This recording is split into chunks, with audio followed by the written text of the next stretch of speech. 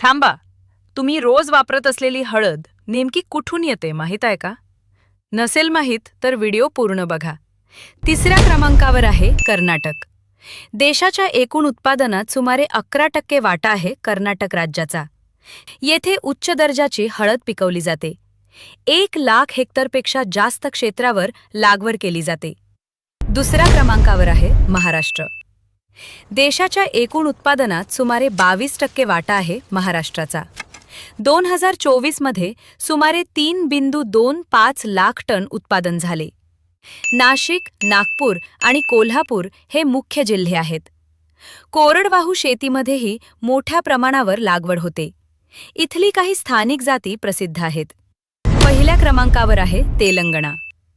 देशाच्या एकूण उत्पादनात सुमारे 28% वाटा आहे तेलंगणाचा.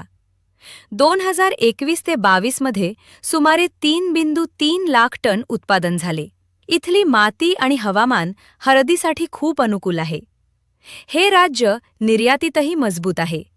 असेच माहितीपूर्ण व्हिडिओसाठी चॅनलला सबस्क्राईब करा.